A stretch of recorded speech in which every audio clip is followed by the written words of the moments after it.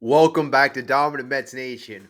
Wow, folks. Wow. That energy at Citi Field, opening day, electric, electric. A lot of storylines to talk about today. But I got to say, right now, Pete Alonso, MVP, possibly Pete Alonso is freaking locked in, folks. Locked in. That home run that he hit in the first inning against the Blue Jays, I'm telling you, only 1% of MLB players have the ability to do what he did. Have the freaking ability to do that. And the only other guy that really comes to mind is Aaron Judge. I mean, the fact of the matter is Pete Alonso right now is in a zone. He is mentally focused, and I expect big things from the polar bear. Other news, Yankee fans, could you get any more classless? Can you get any more classless?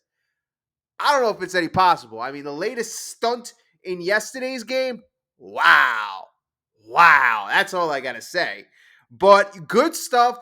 The New York Mets, I got to say, we are 4-3 right now. Looking good. We have the third best ERA in all of baseball, 2.03.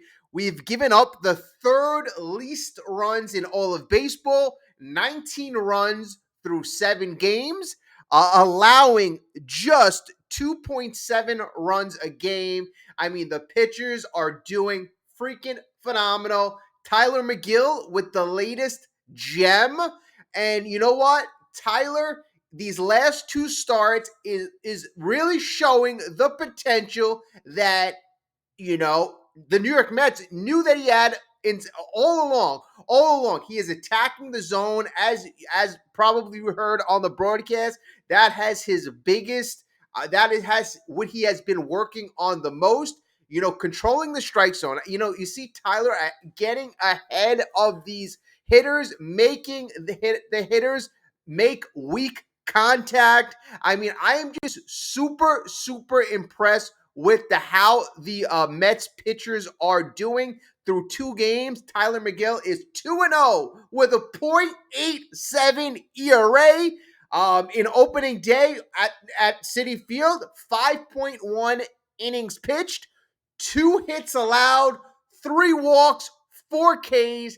I mean, you can't really expect more from Tylor Megill, and that is just another bonus. I mean, Tylor Megill, we weren't even sure if he was going to make the pitching rotation a month ago. So it is just super impressive to see this guy with another strong outing. I mean, literally 5.5, 5 1/3 scoreless innings against the Blue Jays, who actually have decent hitters on the other side. I mean, again, he's keeping it simple. He's attacking hitters, according to Carlos Mendoza. Mendoza also went on to say, I thought he used all of his pitches today in a good way. I thought he slowed the game down. And that, what Carlos Mendoza just said, alludes to what Megill's problem was. He's always had the talent, always had good stuff. It was mental with Megill. It truly was mental with Megill. So now he's starting to figure it out. He's gaining confidence, and this is just another weapon that the New York Mets will ultimately have.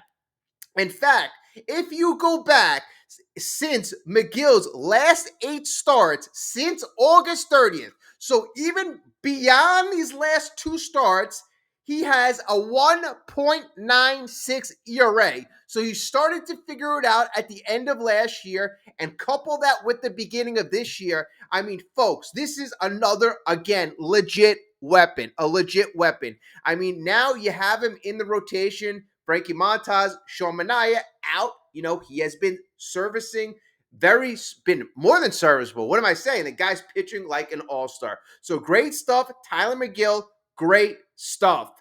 But I just really got to say, I was super excited. opening day at Citi Field is something I've been waiting for months, folks. Ever since we signed Soto, I knew it was going to be damn electric. I knew it was going to be electric. But I mean, and you know, my situation was I had to work at 4, so I was like, okay, let's go, let's go. I need to see the lineup at least get around once. I wanted to see Tylor Megill pitch. I wanted to see the Mets hit, and obviously I'm going to see the highlights later, but I wanted to see it live. And it was just so special. The game was starting, and they had sunshine playing on a cloudy day, the music playing in the background, and obviously, well, not obviously, but it was cloudy outside. But you could see the fans, everything was electric. So it just felt so special. And Francisco Lindor, with a smile on his face, walks out to home plate to lead off the game. And let me just address this, folks. Let me address this because, like I said, I haven't done any videos in the last couple of days, so there has been a lot of chatter addressing Lindor's, I'd say, his cold streak to start the season. Lindor, notorious for getting the season off to a very cold start. He always does this. He always does this. I mean, since being a Met, he's never been an all-star. And, you know, he's had decent numbers, but a lot of the times he's always had shaky starts, which affects his numbers early on, right? So, no different. You know, Lindor, I give him a little pass. You know, he was, you know, I would say had a lot on his mind. His wife was 9 months pregnant, expecting a child. So, I mean, that's natural. You know, obviously she gave birth a couple of days ago. Now he can relax a bit. Now he can settle in. Now he can come into his zone. The first game off of his the birth of his son. Again, congratulations. Very shaky. Multiple errors. Didn't look good at the plate. You know, didn't have a strong fluid swing that we saw at the end of last year. And again, you know, some folks were quite nervous. Now, I'm not going to panic yet, but, you know, the thing in the back of my mind, you always think, is it the back? At the end of last year, Lindor was extremely hurt. He was extremely hurt, and it was a back issue. So I know that is a worry of some folks, but you know what? I'm not going to be worried right now. Lindor, as the game started, felt the energy, felt the emotion, lead off double, and he stretched this out to double, folks. It shouldn't have been a double. The center fielder, I believe it was George Springer, was lollygagging toward the ball. If you look at the highlight, he was jogging to the ball in left center field. Lindor took advantage of it, literally tried to stretch it into a double. It looked live. It looked live that Lindor was out. But Lindor did some type of nifty swing move, and Jimenez missed the tag. When you looked at the replay, Lindor got in there. So great job with the maneuver at second base. Great job, Francisco Lindor, and literally gets us going with that big emotion double. You know, I mean, even I think it was Gary Cohen basically said, oh, he was feeling the emotion, he was feeling the energy. That's why he stretched it into a double. But you know what? You know, the fact of the matter is it was a hustle double and a great move, a great swim move at second base to avoid the tag. Okay, so great stuff. Soto, you know, he gets into the box. The fans are going crazy. Oh my God. Lindor was up before that. MVP chance. Now Soto's making his first appearance, and you could feel the energy through the damn TV. I couldn't move. This was must-see TV if you are a New York Mets fan. And even if you're not a New York Mets fan, if you like big special moments, it was described by Gary Cohen. It felt like a playoff game. So it was magical. You know, Juan Soto, you know, decent at bat, didn't, you know, do anything, made out. That's fine. Pop up, whatever. That's going to happen. But folks, this was a very big moment. Pete Alonso in the first inning comes up to the plate, and this was special, folks. This was special. Pete's been locked in since Miami, and you know what? This was the first time Pete's been in New York since signing that contract. with the New York Mets, and we all know the contract is not long term. I hear fans all over saying, very upset, oh no, Pete's gonna leave, this and that. Folks, relax. Enjoy Pete. Pete's going to have a dominant year. It looks like the Bulls, maybe juice. I don't know. I mean, the Bulls are flying out of here. Aaron Judge, already 18 RBIs. I mean, everybody looks like they're pounding the ball all over MLB. And that really just shows you how much more impressive the New York Mets pitching staff is doing. So you hear the Bulls are juice, and, the New York Mets right now are pitching well. But also, on the flip side, the bats haven't even been close to have gotten going. The only bat that's really gotten going in this lineup is Pete Alonso. And that home run that he hit in the first inning was a freaking foot outside, and the guy took a half swing. Like I said, only 1% of MLB players can do what he did. And that's why last year, I got to say, on this channel, Dominant Mets Nation, we took a lot of, I took a lot of freaking flack. I took a lot of flack from people because Pete Alonso, in my eyes, had a very disappointing year. And every single time there was a disappointing moment, I stated it. Why? Because I know what type of great player Pete Alonso can be. Pete Alonso should be a 900 plus OPS guy. He's not. I think career-wise, he's like 820. Pete Alonso should be a guy who approaches 400 in on base. He's not. Pete Alonso should be a 550 and beyond slug guy. He's not. I mean, these are numbers that Pete Alonso should average on a yearly basis. But Pete Alonso hasn't taken his game to that next level. I believe this year, with his disciplined approach, going opposite field, up the middle, he has that, guys, pitchers pounding him outside, making him chase, expand the zone. No. Pete Alonso, did you see what he did? What he was able to do with that pitch? And I'm not advocating, he should be swinging at pitchers a foot up the zone. No, but it just gets pitchers thinking, all right, you know what? If I don't miss by, more than a foot, this guy can do this. And that allows pitchers to make mistakes. It also allows or makes pitchers have to work that much harder. I mean, if you have to go through the lineup where you have to work hard with Lindor, work hard with Soto, work hard with Alonso, work hard with Nimmo. Nimmo's going to make you throw. I mean, folks, this is going to put wear and tear on the opposing pitcher. Now, Kevin Gausman, I believe he had it was 30 plus pitches in the first inning. I mean, great outing by him. He gave up that 2-run homer, and then he was still able to pitch 5 1/3 innings after that, only allowed 2 hits, 3 runs. I mean, so Gausman did a really good job. But that first inning put a lot of wear and tear, and that first inning allowed the New York Mets to get Gausman out in 5 1/3, and then also the New York Mets were able to tack on in the 6th inning. 6th inning was very big. Juan Soto doubles. He brings in his first Citi Field RBI. Francisco Lindor, he scored.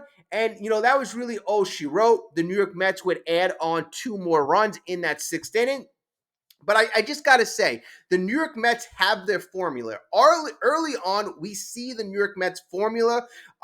You're going to put up the runs as the season goes on. The bats are going to get hot. But you're seeing with the pitching right now, you're seeing that the New York Mets have a very formidable bullpen, right? I haven't even gotten to the bullpen yet. But the New York Mets have shown early on to have a very formidable bullpen. So the offense is going to get there. The New York Mets pitching right now, their starting pitching staff is top 3 in all of baseball. But the fact that their bullpen right now is on that next level is just freaking scary. So I'm super, super excited about this team. Like I said, we're 4-3. We have a bunch of easy opponents the next 2 weeks. So the New York Mets really should be able to put a lot of distance between themselves and a team like the Atlanta Braves, who are really mightily struggling. So hopefully we can really continue to take advantage and continue to expand that lead. All right, now let me talk about this next topic. And I kind of thought that this is, very classless. So Yankee Stadium, Yankee fans start an F Juan Soto chant. Literally out of nowhere, in the middle of the game. I believe it was the bottom of the eighth inning. It was the bottom of the eighth inning, and you can hear in the back of the Yes broadcast, F Juan Soto. I mean, this is what's on the minds of the New York Yankee fans when they're not even playing the Mets. I can understand if they're playing the Mets, it's still classless, but I mean, like, what's the point? What's the point? Oh, did you hear in the bottom of the eighth inning the chant F1 Soto? I mean, it makes no sense. It makes no sense. And it's really like a reporter who reported this. It's like really unclear the moment that drew the ire of the crowd. I mean, the chant just kind of grew out of nowhere. It makes it seem like the Yankee fans are very, petty.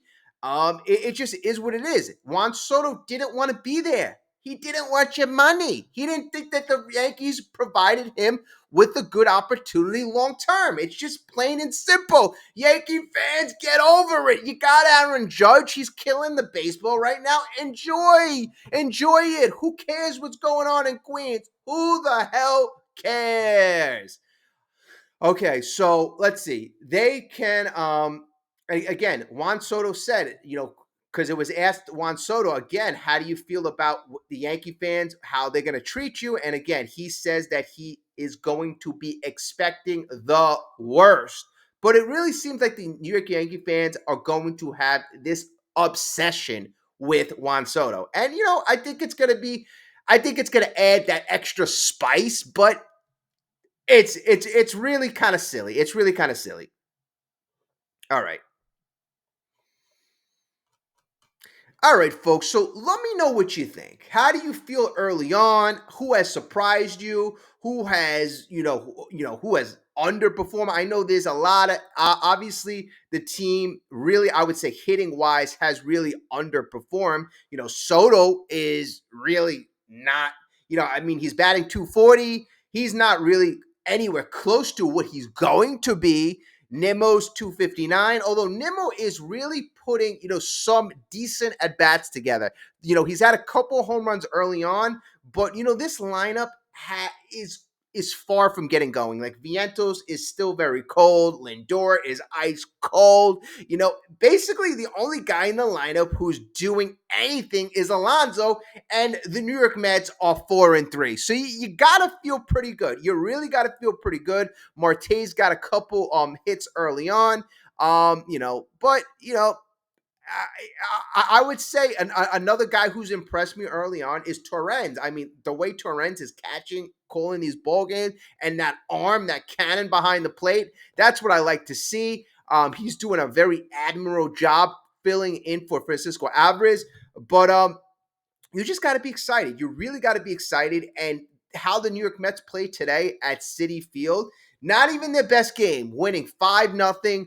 Really, the bullpen holding it down. Max Kranick, another one you really kind of really have to smile every single time you see Max Kranick get out there. And today, 2 innings pitched, allows no hits.